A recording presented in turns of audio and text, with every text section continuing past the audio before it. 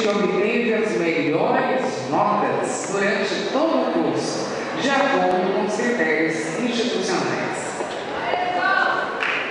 A Universidade concede o diploma de honra ao mérito ao aluno concluinte de graduação por curso que atende aos seguintes requisitos: tenha ingressado através de vestibular, Enem ou ProUni, tenha realizado o curso todo na Unifaz, não tenha sido reprovado em qualquer disciplina, concluir o curso no tempo mínimo de integralização, não tenha sofrido qualquer penalidade dentro do regimento, tenha obtido média final global maior do que 7 e tenha obtido maior média global entre todos os convênios.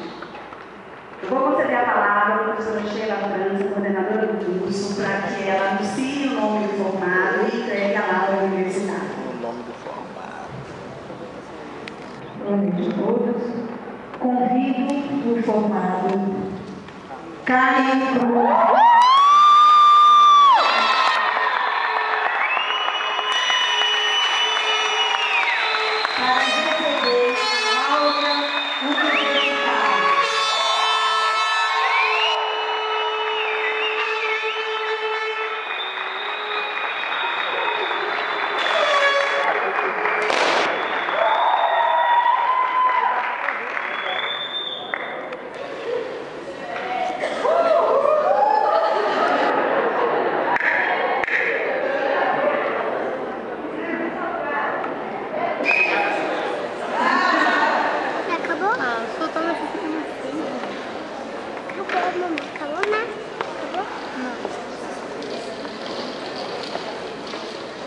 Neste momento, serão feitas algumas